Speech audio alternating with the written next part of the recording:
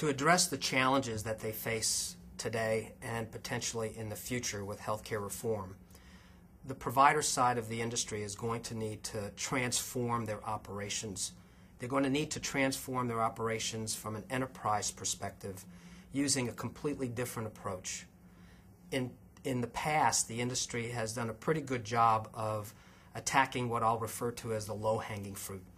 They've been able to cut out cost at the margin, if you will, and they've been able to essentially meet the challenges that they've faced in the past as it relates to lower reimbursement both from government, Medicare and Medicaid, as well as from private insurers. I think the future now requires that the industry look at a completely different approach. The low-hanging fruit that they've been able to attack and to get at in their operations is essentially no longer available to them.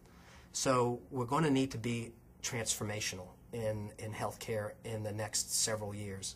What that means is that we're going to need to look at completely different techniques such as Lean Six Sigma and activity-based management in order to really get at the invisible operational opportunities that are not available to the industry using kind of the traditional approaches.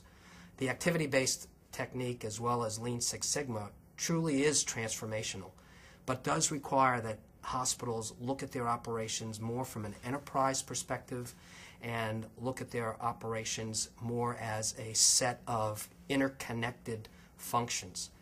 Hospitals and physician providers today tend to make decisions at the silo level, as I'll refer to it, essentially department by department.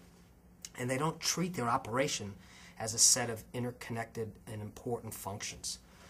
In the future, we're going to have to look at our operations from a more holistic perspective, and we're going to have to dig very deeply into a detailed activity analysis of what it is that we do, how the patients experience our operations, both in the hospital as well as the physician side of the business.